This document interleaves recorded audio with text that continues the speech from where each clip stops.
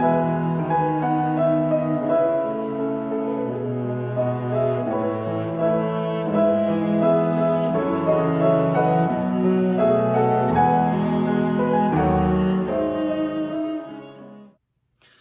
우리에게 주시는 하나님의 말씀은 출애굽기 19장 14절로 25절까지 말씀입니다. 오늘 우리에게 주신 하나님의 말씀 출애굽기 19장 14절로 25절까지 말씀 한번 우리 같이 봉독하겠습니다. 모세가 산에서 내려 백성에게 이르러 백성으로 성결케 하니 그들이 자기 옷을 빨더라. 모세가 백성에게 이르되 예비하여 제3일을 기다리고 여인을 가까이 말라 하니라. 제3일 아침에 우레와 번개와 빽빽한 구름이 산 위에 있고 나팔 소리가 심히 크니 진중 모든 백성이 다 떨더라. 모세가 하나님을 맞으려고 백성을 거느리고 진에서 나오매 그들이 산 기슭에 섰더니 시내산에 연기가 자욱하니 여호와께서 불 가운데서 거기 강림하심이라. 그 연기가 옹기점 연기같이 떠오르고 온 산이 크게 진동하며 나팔 소리가 점점 커질 때에 모세가 말한즉 하나님이 음성으로 대답하시더라. 여호와께서 시내산 곧 그 산 꼭대기에 강림하시고 그리로 모세를 부르시니 모세가 올라가매 여호와께서 모세에게 이르시되 내려가서 백성을 신책하라. 백성이 돌파하고 나 여호와께로 와서 보려고 하다가 많이 죽을까 하노라. 또 여호와께서 가까이 하는 제사장들로 그 몸을 성결히 하게 하라. 나 여호와가 그들을 돌격할까 하노라. 모세가 여호와께 고하되 주께서 우리에게 명하여 이르시기를 산 사면에 지경을 세워 산을 거룩하게 하라 하셨사온즉 백성이 시내산에 오르지 못하리이다. 여호와께서 그에게 이르시되 가라. 너는 내려가서 아론과 함께 올라오고 제사장들과 백성에게는 돌파하고 나 여호와께로 올라오지 못하게 하라. 내가 그들을 돌격할까 하노라. 모세가 백성에게 내려가서 그들에게 고하니라. 기도합니다. 살아계신 아버지 하나님, 오늘도 주의 백성들을 은혜의 자리로 불러주시니 감사합니다. 주의 은혜 없이는, 주의 말씀 없이는 오늘 하루도 살 수 없음을 다시 한번 고백하오니 부족하고 연약한 우리들에게 하나님의 은혜를 허락하여 주시옵소서. 이 팬데믹, 광야 같은 이 시간이 시내산 그 골목이 하나님을 만날 수 있고 하나님만 바라볼 수 있는 가장 좋은 시간, 하나님을 만날 수 있는 시간인 것을 기대하게 하시고 오늘도 역사실 주님의 말씀에 우리의 귀를 기울이는 우리들이 되게 하여 주시옵소서. 역사실 주님을 기대합니다. 말씀하여 주시옵소서. 예수님 이름으로 간절히 기도합니다. 아멘. 할렐루야. 우리 주님의 크신 은혜와 평강이 오늘 하나님께 나오신 모든 분들과 함께 하시기를 주님의 이름으로 축복합니다. 오늘 우리 출애굽기 19장 시내산에 도착했죠. 그리고 이제 하나님께서 모세에게 만나주시고 말씀하시고 이제 언제 3일 뒤에 내가 나타날 터이니 너희들은 준비하라 라고 이야기를 합니다. 여러분 오늘 이 말씀을 통해서 첫 번째로 우리가 기억해야 될 것은요. 하나님을 내가 만나고 싶다고 해서 항상 만날 수 있는 것이 아닙니다. 하나님을 만나기 위해서는요. 반드시 우리가 준비가 필요합니다. 하나님을 만나기 위해서는 우리가 준비가 필요해요. 제가 하나님을 만나고 싶다고 해서 언제나 만날 수 있다는 것은 아니다라고 이야기했을 때 처음 여러분들 생각이랑 다른 분들이 계실지 모르겠습니다. 제가 나중에 그 이야기를 설명을 드릴게요.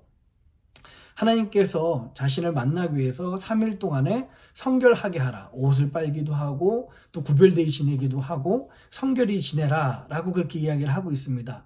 여러분 옷을 빤다고 해서 깨끗한 옷만 입는다고 해서 성결해지는 것이 아니라 옷을 빨면서 우리의 마음이 더 깨끗해지는 것입니다. 우리가 왜 주일날 가능하면 깨끗한 옷을 입고 그래도 좋은 옷을 입으려고 합니까?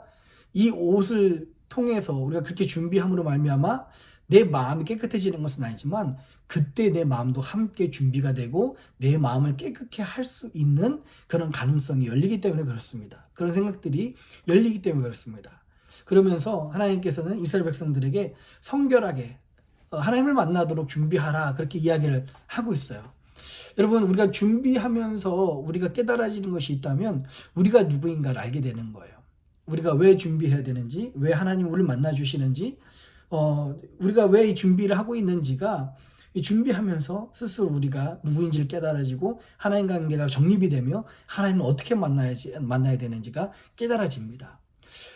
우리 어제도 이야기했지만 하나님께서는 주의 백성들, 바로 우리들을 하나님의 소유, 하나님의 보물로 우리를 부르셨고요. 또 우리를 제사장 나라, 즉 우리를 통해서 다른 사람들을 축복하는 축복의 통로로 부르셨다고 말씀하고 있습니다. 우리가 바로 하나님의 보물이며 바로 우리가 하나님의 축복의 통로입니다. 이 보물이고 축복의 통로가 하나님을 만나기 위해서 준비해야 되는 것을 말씀하고 있는 거예요. 그래서 지금 말씀하신 대로 어제 본문 통해서 말씀하신 대로 백성들이 그렇게 그대로 준비를 합니다. 옷을 빨고 깨끗한 옷으로 준비하고 마음의 준비를 하고 있는 거예요. 여러분, 우리가 하나님을 만나기 위해서는 우리의 마음의 준비가 참 중요합니다. 꼭 필요합니다. 많은 현대 교인들 뿐만 아니라 믿음이 약한 사람들은 안타깝게도 가끔 보면 말은 감히 그렇게 못하지만 이런 태도를 가진 경우들이 좀 있습니다. 내가 얼마나 바쁘고 얼마나 힘든 생활을 하고 있는데 내가 내 시간 내서 내가 나와 주었으니까 하나님이 나를 만나 주어야 된다라는 생각을 하신 분들, 이런 태도가 믿음이 약하신 분들이 있어요. 참, 내가 교회에 나와 주었으니, 이제 이분들의 태도는 내가 교회에 나와 주었으니 하나님은 나를 당연히 만나 주셔야 된다라는 그런 태도인 걸 보면서 참 안타까운 모습을 보게 됩니다. 이 이야기만 들으면 참 어이가 없잖아요. 그런데 곰곰이 생각해 보면 저도 그랬고요. 제가 믿음이 약할 때 내가 나와줬으니까 하나님 나에게 은혜 주셔야지 라고 저 스스로도 생각을 했던 것 같습니다. 근데 이런 생각은요, 우리가 누구인지를 알게 되면 이런 생각이 점점 없어지고 하나님을 만나기 위해서 우리의 마음과 우리 정성을 모으는 것이 무엇인지, 또 하나님을 만나기 위해서는 어떻게 해야 되는지가 깨달아집니다. 우리는 어떤 사람들이에요? 축복을 받을 만한 자격이 없는 사람들입니다. 우리는 감히 이렇게 하나님 앞에서 제사 드리고 예배 드릴 만한 자격이 없는 사람인데, 우리 하나님께서는 그런 자격 없는 사람들을 자격 있다고 대신 여겨주시고 그 독생자 예수 그리스도의 보혈로 우리를 구원해 주시고 하나님 앞에서 우리가 예배 드릴 수 있는 길로 담대히 나갈 수 있는 길을 열어주셨습니다. 이게 우리고 그게 하나님이십니다. 이렇게 그래서 우리를 보물로 여기시고 우리 그 예배를 통해서 다른 사람들에게 축복을 나눠줄 수 있는 그런 축복의 통로, 이런 영적인 내가 누구인가가 정확하게 세워져 있어야 되는 거예요. 그러니까 하나님 앞에서 우리 예배 드릴 때도 신령과 진정으로 예배를 드릴 수 있어야 되고요. 우리의 마음을 모아서 하나님께 예배를 드려야 됩니다. 하나님이 이 예배를 받으시는지 안 받으시는지는 내가 나와 주었으니까 받는 것이 아니라 내 마음이 얼마나 준비되어 있는가, 내가 얼마나 신령과 진정으로 내가 예배를 드리고 있는가에 따라서 하나님이 받으실 만한 예배인가 그렇지 못한 것인가가 판가름 나게 되는 것입니다. 여러분, 구약에서는 이렇게 제사를 드리기 위해서 이렇게 준비하라고 그렇게 이야기를 하고 있지만 신약에서는요, 이를 구체적으로 마음의 준비로 이야기하고 있습니다. 그 마음의 준비를 신약의 용어로 말하자면 그게 바로 회개입니다. 우리가 하나님 만나기 위해서는요, 하나님 만나는 사람건 만나지 못했던 사람이건, 믿음이 좋은 사람이건 믿음이 나쁜 사람이건, 믿음이 나쁜 사람 없겠죠. 믿음 생활을 오래 했건 오래 했지 않던 간에 꼭 한 가지 필요한 것이 있는데 그게 바로 회개입니다. 이 회개가 감히 하나님 앞에 설 수 없는 바로 내 죄인인데 예수 그리스도의 보혈로 내가 담대히 설 수 있습니다라는 그 믿음의 고백이 회개인 거예요. 그래서 여러분들에게 혹시라도 회개하라 누가 이야기한다면 그건 기분 나쁘게 생각하지 마세요. 그 말은 다른 말로 이야기하면 하나님을 만나도록 준비해라. 목사들도 아니면 신앙생활 오래 하신 분들도 회개해야 됩니다. 회개해야 하나님을 만날 수 있는 거예요. 왜냐하면 제사를 드리기 위해서 이렇게 하나님을 만나기 위해서 예배를 준비해야 되는 것처럼 우리 마음의 준비가 바로 회개이기 때문에 그렇습니다. 그래서 베드로는 이렇게 이야기합니다. 사도행전 2장이죠. 성령 받고 저들이 그 성령을 통해서 설교했을 때 사도행전 2장 38절에 이렇게 얘기해요. 베드로가 가로되 너희가 회개하여 각각 예수 그리스도의 이름으로 세례를 받고 죄 사함을 얻으라. 그리하면 성령을 선물로 받으리니. 아멘. 우리의 마음의 준비가, 하나님을 만나기 전에 우리의 마음의 준비가 바로 회개입니다. 여러분, 이 회개를 통해서 우리 마음이 하나님 만나기에 합당한 마음으로 준비가 되는 저와 여러분들이 되었으면 좋겠습니다. 정결한 마음으로 준비가 되는 저와 여러분들이 되었으면 좋겠습니다. 두 번째로 하나님께서 자신을 모세에게 보여주시고 그 만나는 장면을 이스라엘 백성들에게 보여주시는 장면들이 오늘 16절부터 19절까지 이렇게 나와 있습니다. 보통 같았으면 화려해봤자 불타는 떨기나무에서 모세를 만나주시든지, 어려움이 있을 때 모세가 조용히 기도하면, 또 모세가 부르짖어 기도하면 1대1로 개인적으로 만나주시는 그 하나님이신데, 오늘은 시내산에서 그 어느 때보다 화려하게 굉장히 정말 무슨 이벤트처럼 하나님께서 모세를 만나주신 장면들이 있습니다. 근데 중요한 것은 그 만나는 장면을 사람들에게 보여주는 거예요. 이스라엘 백성들에게 일부러 보게끔 이벤트처럼 이렇게 보여 있습니다. 그런 내용들이 16절부터 19절까지 나와 있는데요. 굉장히 무슨 지금에 말하는 퍼포먼스처럼 화려하게 나타나 있습니다. 왜 사람들 앞에서 하나님과 모세를 만나는 장면을 지금 이야기하고 있는지가 어제 본문이었던 9절에 출애굽기 19장 9절에 나타나고 있는데요. 그걸 한번 읽어볼게요.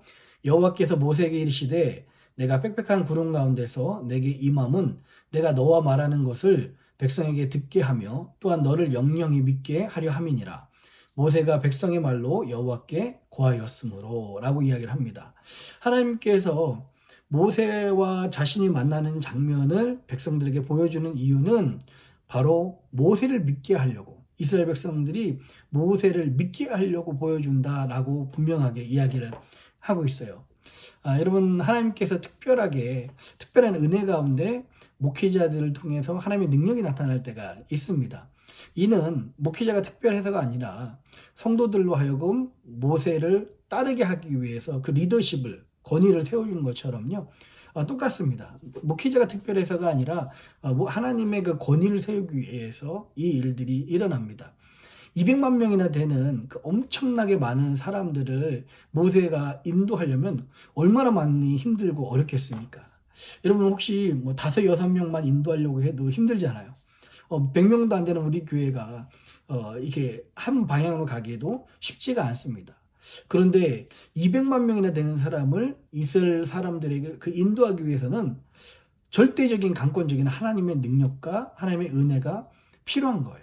그게 하나님께서 이 이스라엘 백성들을 움직이는 방법이십니다. 저 사람이 모세를 통해서 하나님 만나주시고 말미암아 저 사람이 하나님의 말씀을 받은 사람이구나, 하나님의 사람이구나 라는 것을 인정하게 만들고 모세를 믿게 만드는 거죠. 그래서 저는 항상 고백하기는, 목회는 사람이 하는 것이 아니라 하나님이 하신다라고 고백할 수밖에 없는 게, 하나님이 세워주셔야 목회자의 권위가 세는 거고요. 하나님이 만나주셔야 이 모세에게도 이런 은혜들이 있는 것입니다. 결국에는 모세를 믿게 하는 것은 이 목회자의 권위나 모세의 권위를 세우기 위한 것이 아니라 하나님께서 이스라엘 백성들을 이 광야에서 안전하게 인도하시기 위한 하나님의 일입니다. 출애굽기 14장 31절에 이렇게 분명히 이야기하고 있어요. 이스라엘이 여호와께서 애굽 사람들에게 베푸신 큰 일을 보았으므로 백성이 여호와를 경외하며 여호와 그종 모세를 믿었더라. 그러니까 지금 홍해바다를 가르고 어떤 큰 일이 있을 때마다 나타나는 문구가, 하나님께서 큰 일을 베푼 말미암아 이스라엘 백성들이 여호와는 경외하고 모세는 믿게 되었다라는 문구가 출애굽기에 나와 있습니다.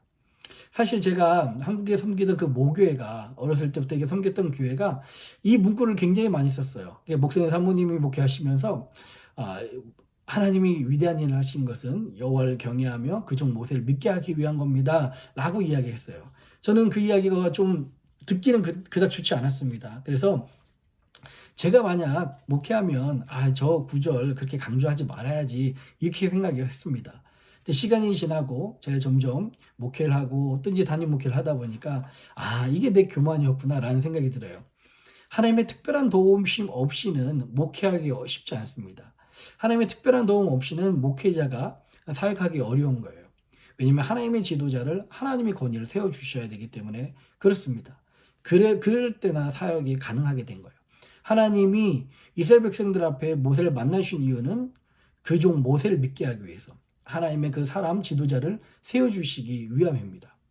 세 번째로는요, 여러분 모세는 지금 어떤 역할을 합니까? 모세는 하나님과 이스라엘 백성들 사이에 중보자 역할을 하고 있습니다.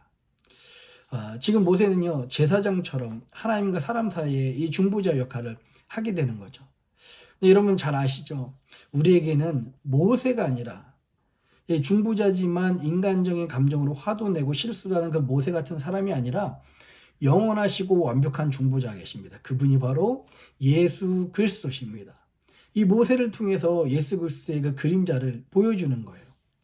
그런데 여러분 이 중보자의 역할이 참 중요합니다. 중보자의 역할이 참 중요해요. 이스라엘 백성이 홍해바다 앞에서 부르짖었을 때 하나님이 모세를 통해서 역사해 주셨죠.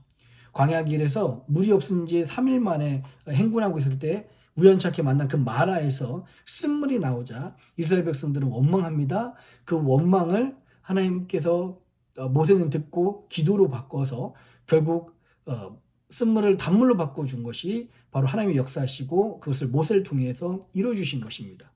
아말렉이 기습으로 공격했을 때 처음 겪는 전투라서 우왕좌왕할 수 있지만 모세의 손이 올라갔을 때는 그 전투가 승리하였고 모세의 손이 내려졌을 때는 그 전투가 패배하게 되었습니다.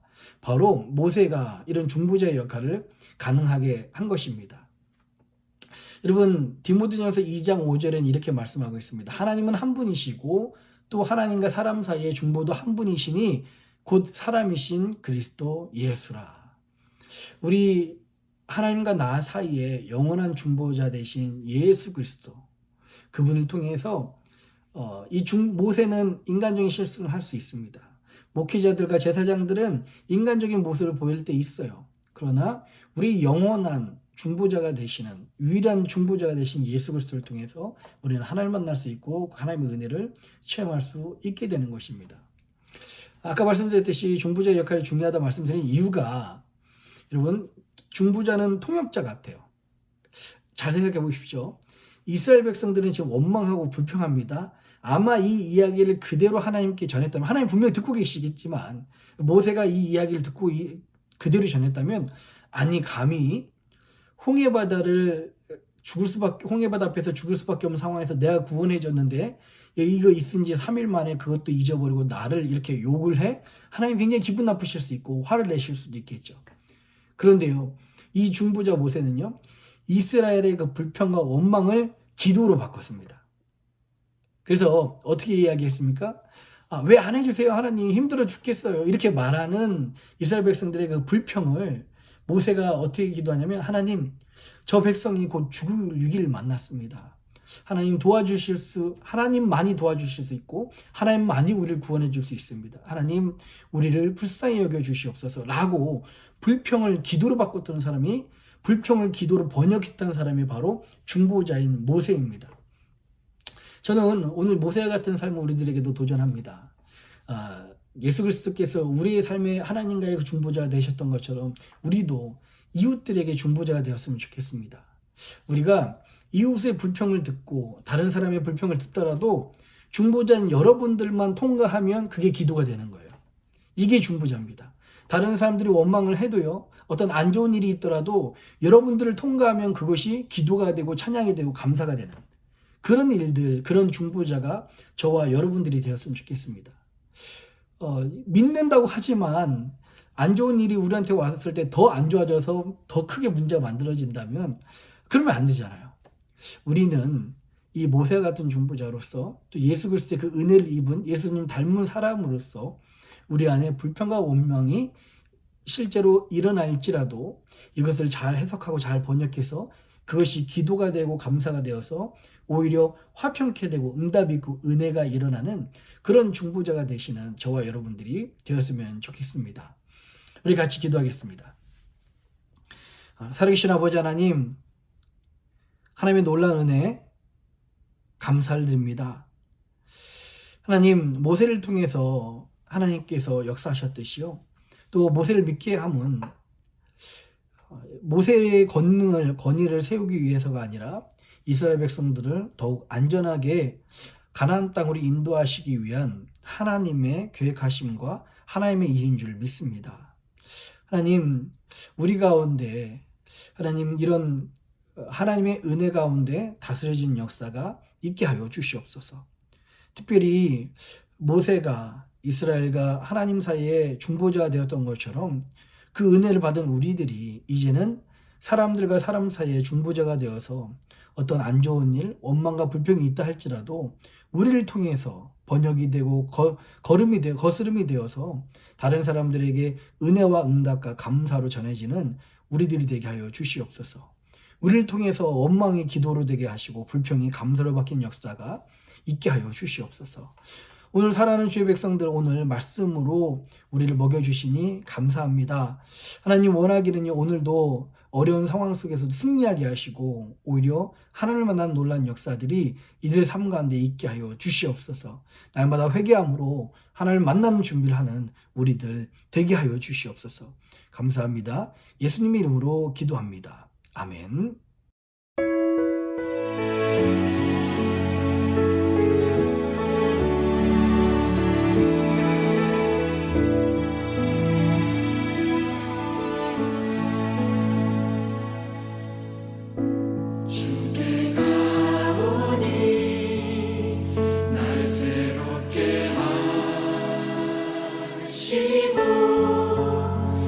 주의 은혜를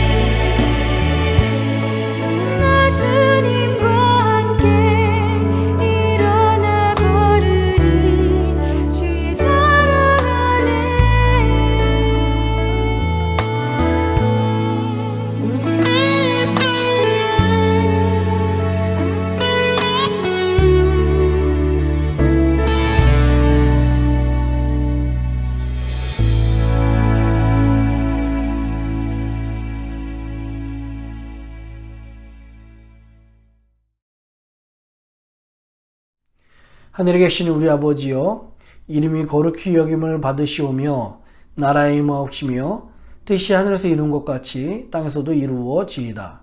오늘날 우리에게 일용할 양식을 주옵시고 우리가 우리에게 죄진 자를 사하여 준 것 같이 우리 죄를 사하여 주옵시고 우리를 시험에 들게 하지 마옵시고 다만 악에서 구하옵소서.